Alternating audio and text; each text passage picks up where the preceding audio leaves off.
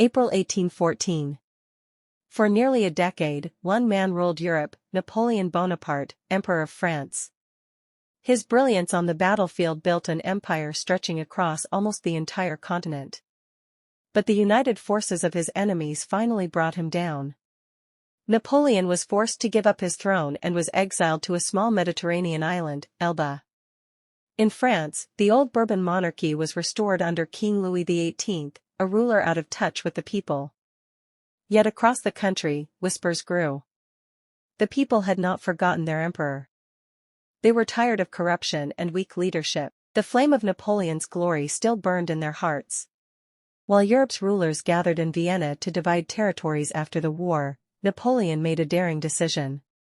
After only 10 months in exile, he escaped from Elba and landed once again on French soil. The soldiers sent to arrest him instead joined his side. Soon, all of France rallied behind the returning emperor. In Vienna, the Allied powers declared him an outlaw and prepared for war again. But Napoleon knew time was his greatest enemy.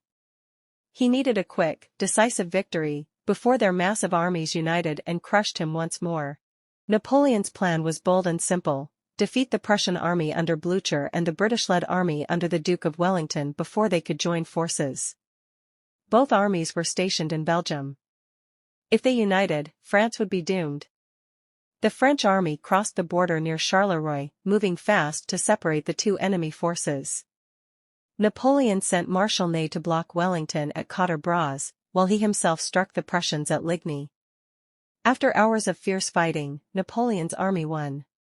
The Prussians retreated, their commander Blücher barely escaping capture. Napoleon ordered Marshal Grouchy to pursue them, while he turned north toward Wellington. Around 11 a.m. the French guns opened fire. The attack on Hougoumont began, meant to draw Wellington's reserves away. But the defenders held firm, repelling wave after wave. At one point, French troops broke through the gate, only to be trapped and slaughtered inside. Wellington later said, "The Battle of Waterloo was won at the gates of Hougoumont." By early afternoon, Napoleon launched a massive assault in the center. 80 cannons roared.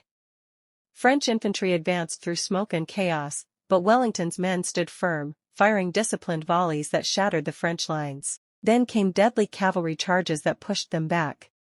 Around 4 p.m. Marshal Ney, thinking the enemy was retreating, ordered one of the most famous cavalry charges in history. Hundreds of French horsemen stormed uphill, but Wellington's infantry waited in square formations, bayonets outward, muskets loaded. The French circled helplessly, unable to break through, and were torn apart by British artillery. Meanwhile, in the east, a new threat appeared: the Prussian army. They captured Plancenoit, threatening Napoleon's flank. The French fought desperately to hold them off as Wellington's men clung to their ridge. By evening, the French captured La Haye-Sainte and used it to bombard the Allied lines at close range. For a moment, victory seemed within reach. Then, the Prussians closed in. Napoleon played his last card, the Imperial Guard. 3,000 elite veterans marched forward, faces grim, drums beating. The Allies held their fire until they were close, then unleashed a deadly storm of musket fire. The guard broke. Wellington gave the order, "Now's the time." His line surged forward as the Prussians attacked from the flank. The French army collapsed in panic. Napoleon fled the field, his empire gone forever. The Battle of Waterloo ended an era and brought peace to Europe for nearly 40 years.